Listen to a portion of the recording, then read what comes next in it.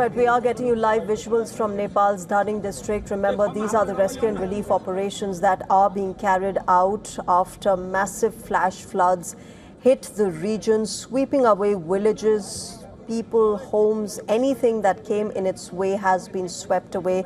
We, as far as Indians are concerned, we have reports of at least 105 people who remain missing at the moment. But these are the latest visuals, live visuals coming out of Nepal, where a massive tragedy has struck today. Flash floods, massive flash floods in the Dhading district, where this took place in the Bhote Koshi River near the China-Tibet border.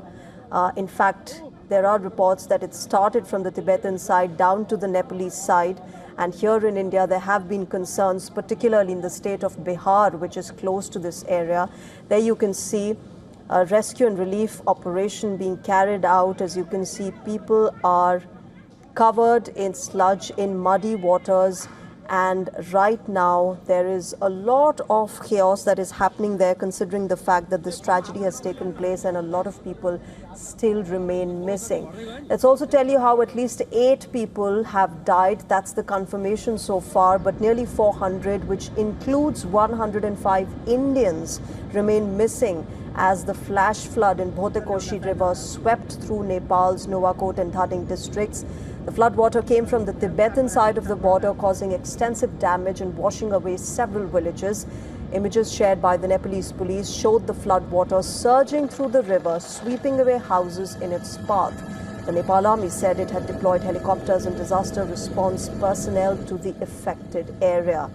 Meanwhile, the Nepal Electricity Authority has also said that about 430 megawatts of production capacity, including from hydropower and solar facilities, has been damaged. Several highways have been closed. Chinese state broadcaster CCTV has reported that a mudslide disaster on the Nepalese side resulted in major casualties and missing people at the Garong port in Tibet. In fact, the country's state news agency has said that Chinese President Xi Jinping had urged all-out rescue operations but did not provide figures on injuries or deaths yet. She has reportedly said that the most urgent task is doing everything possible to search for and rescue the missing people, quickly treat the injured people and minimize casualties to the greatest extent possible. Now remember, this particular region is vulnerable to such tragic incidents because of the monsoon rains between June and September that regularly trigger deadly floods and landslides across the South Asian region, particularly this hilly region. Scientists say that climate change is increasing the frequency and the intensity of such extreme weather events. We earlier spoke with Surendra Puyal. He's a senior journalist in Kathmandu. Listen in to what he had to say about this tragedy.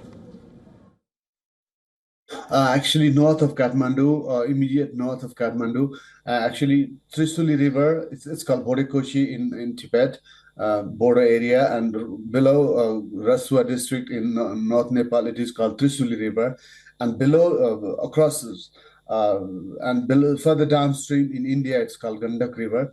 It is right in the middle of Nepal. It sort of divides Nepal into two. It flows through the heart of Nepal, originates in Tibet. And that's where this disaster happened. It happened, of course, in Bagmati province, where Kathmandu is located, and that region, the entire it's really developed region as compared to other parts of the country. But now you have seen what has happened to all the development, all the riverside settlements. You know, they have suffered a lot. At least 6 hydroelectricity projects have been affected, badly affected, destroyed.